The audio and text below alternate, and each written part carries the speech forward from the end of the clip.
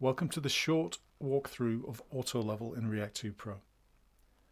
Auto-level is designed to save you time while keeping therapy personalized and clinically appropriate by automatically adjusting task difficulty based on the client's performance. In this video, I'll show you how to set up Auto-level, how to apply suggested levels, and how to manage Auto-level once the task list is live. So I'm now signed in as a therapist, and the first thing I'm going to do is set a new task list for a client. So what I'm going to do is go up to task list templates first of all, and here's one that I prepared earlier that I've decided I want to set for my client Alan. So this is a single word exercises task list, and I just simply click set for client. I choose Alan for my list of clients. And this now brings me into my client adjustments page. So this gives me the ability to apply suggested levels, as you can see at the top here. Now this is based on Alan's previous performance on this tasks. As you can see here, it's suggesting levels which perhaps differ from those which, when I created this task list, is standard for this template. In this one here, for example, you can see that I set it on the task list to be at level 3 for pointing to a verb by name. React 2 has detected that Alan will be operating at a level 1. So we can actually manually adjust that if we wanted to. We could force it down to 1 if we think, we've done an assessment. We feel as though he'd be better off at that level. Or we could set it to any level we wished, as a matter of fact, and that goes for any of them. Or we can use the apply all suggested levels, and React 2 will actually find the correct level and apply that to this particular task list for Alan. So I've done that. I've applied all the suggested levels, and now I click Save and Continue. So this brings me through to a series of screens which are self-explanatory, really. They run through how we actually set up the auto level within the system. And we just follow the prompt. So it's by default saying, let Alan repeat the task list. And you have to do this if you want auto-leveling to work. So we'll leave that on. Or I could say, no, I don't want to repeat it. And Alan would just do it once, and that would be it done. The next screen is telling me that I can automatically adjust the level difficulty for this one. So I'll leave that as on. In this case, because we want to have auto level set. So the difficulty of each task will increase or decrease depending on the previous performance. Okay. And now I'll give it a title. So let's call it single word exercises for Alan. So that's what he'll see when he logs in. And that's now set for Alan. So what we can now do is go and have a look at Alan's tasks that are already set for him they'll appear on his dashboard. And these are the ones which are active.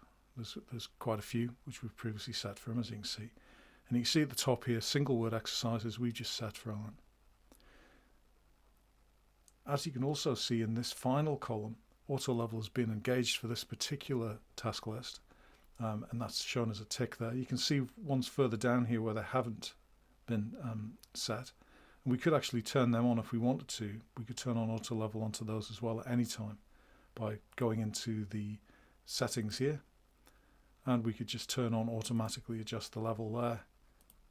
And then that task list sentences medium level has actually now got auto leveling applied as well.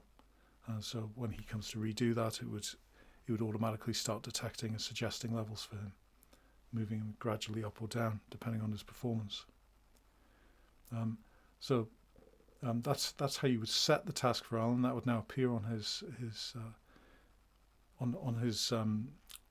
dashboard.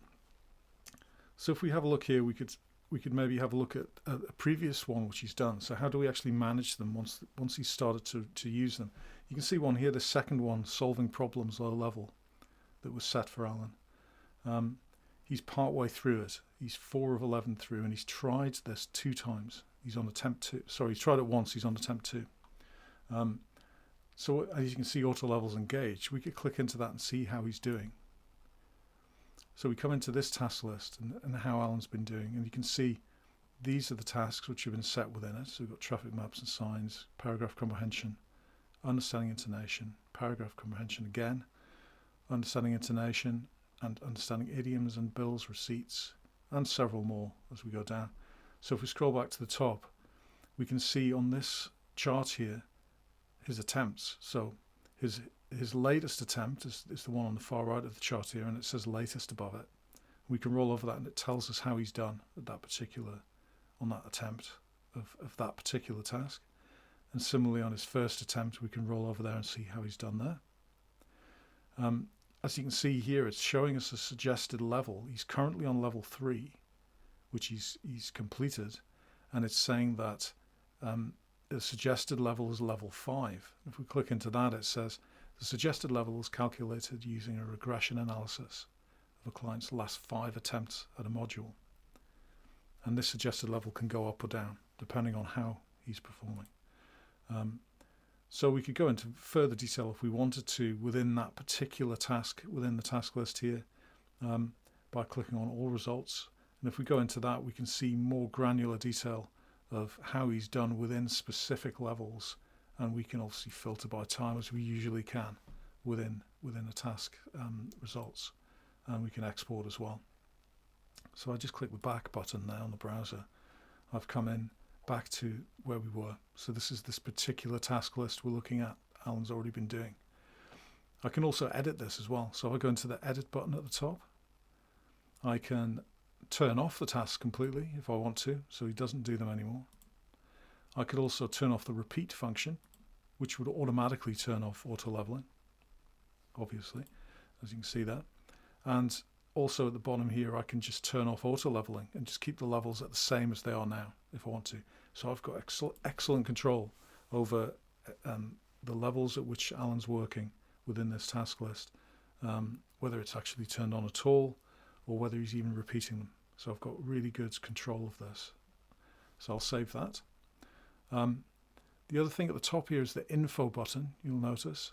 And if you go into that, this shows us the message that is for Alan. So when he logs in, he won't see solving problems. He'll see try these exercises in this case. We can see he's on attempt number 2.